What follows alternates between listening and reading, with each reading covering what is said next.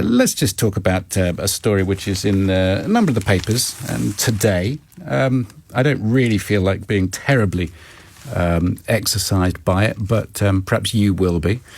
Policing Insulate Britain's road blocking protests, described as stunts by some, over 3 months, cost more than £4 million. The Met Police spent £4 million on protests between the 13th of September and the 20th of November, according to figures released by the PA News Agency. This was a Freedom of Information request. Four other forces spent more than 300,000 combined. So it's the 4 million plus 1.2, so it's 5.2. Transport Secretary Grant Shapps said he was appalled by the costs. Zoe Cohen is a spokesperson for Insulate Britain. Hello, Zoe. Good morning. Hi, Andrew. Hi. Yeah, I don't know what you feel about the news coverage, but it's not exactly positive for you. You've cost a lot of money. Was it worth it? Oh, Andrew, I'm frustrated, exasperated that media and journalists, people who call themselves journalists, are covering this stuff. Why? I mean, really, it's not the story, is it? The story is why Insulate Britain supporters did what they did, why we did what we did. No, I think most people are outraged that it's cost this much public money at a time when there's not a lot of it around.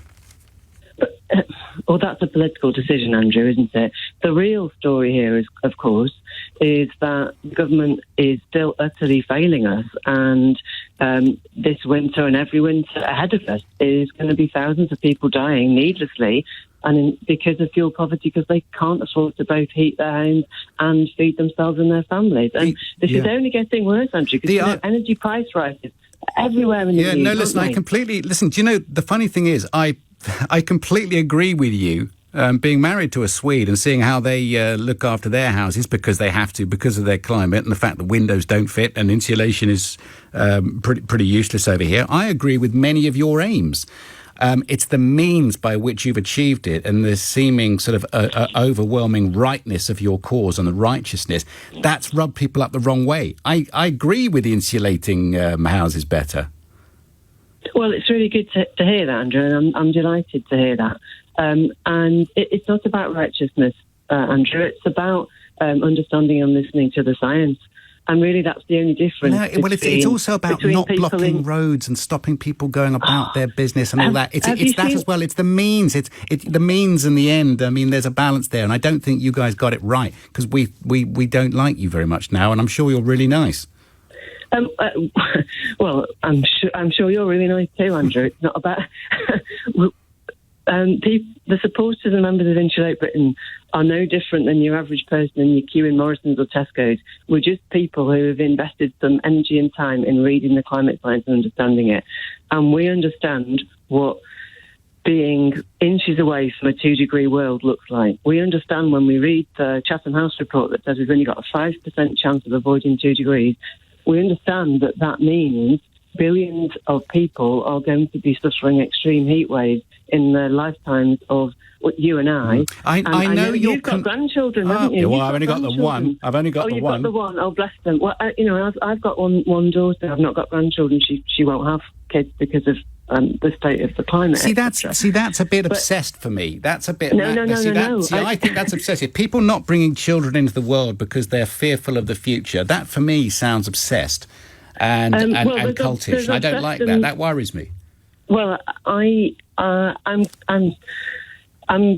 worried that it's you think the world's going to end? You think I know you guys Andrew, are really worried about stuff. What we know really clearly, will you please read some of the actual peer-reviewed papers that myself and my colleagues have read? The Future of the Human Climate Niche. That is a boring title, isn't it? But my goodness, it tells you that by 2070, in the lifetime of our children and your grandchildren, 3 billion people will be living outside the conditions that humans have evolved in. Now, I don't know if you can imagine what 3 billion people not living in parts of the world that are actually habitable anymore. Just think about that, Andrew. You need to think about it. Give me that. Go on then. Give me that document again. Give me the document. It's called The Future of the Human Climate Niche. Who put that together? It's a peer-reviewed paper, and it was published. I will just find it for you. I usually have it to hand. It was published last year. Who by? It was published in the PNAS, which is the Proceedings of the National Academy of American Science, or that I can send you the link. And it's by Zoe Cohen, Lenton, Svenning and Sheffer. And it was published on the 26th of May 2020. And it's super clear. And if you want a more digestible document, I recommend you and your listeners go for the Climate Change Risk Assessment by the Chatham House. Did you have you had a fair crack of the whip, Zoe? Well, I think what's really, really important, if we're talking about money and policing costs, let's get this in perspective.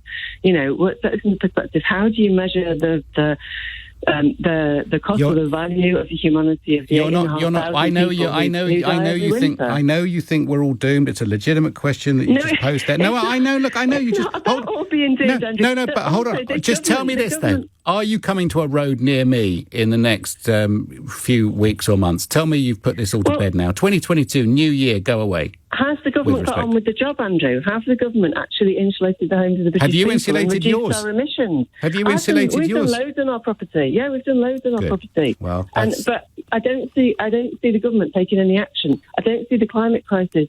How much of a gas and electric bill is about social and environment and green levies? What the hell's that to do with anything? Well, it's a huge cost of living crisis at the moment. You say that they're doing nothing. I'm just saying to you that I think it's 15, maybe 20% of a bill is for future climate action and environmental levies. Is that wrong? All of that is a political choice, Andrew. All of that is a political choice. Well, you just said that they're doing nothing, and I've just mentioned green and environmental levies on gas and electric bills for domestic customers. You said they're doing nothing. The Committee on Climate Change is super clear. They came out only a few weeks ago after COP saying this government is nowhere near its own targets, and its own targets are totally insufficient. So are you coming to a road near me with that message in the next few weeks? Well, Insulate Britain supporters are getting together to decide what to do next. Well, can I vote? Is this a democracy? Don't come back. Don't inconvenience people, because somebody's going to get killed and somebody's going to get run over, and that is a serious concern. Don't do it. I think your children and grandchildren may have something to say about that, Andrew. Because what are you doing to stop this? What are you doing? I bet my house is more efficient than your house. Andrew, big picture here, sweetheart. We need massive, massive system change. What are you doing as a journalist with a much bigger reach than me? What are you doing to change this? I'm allowing you to have a voice. And I appreciate that, and I really am grateful. So please educate yourself about the reality of the science and tell your listeners about it day in, day out. And then you can look your grandchildren in the eye. Oh, yeah. Well, Louis likes looking me in the eye. He thinks I'm great, so that's why I like talking to him. Now, listen, take care of yourself, Zoe. Lottie's going to kill me because I'm late for the news now, and it's something else I can blame on Insulate Britain. You take care of yourself, Zoe. Happy New Year to you. Take care. But don't come to a road near me.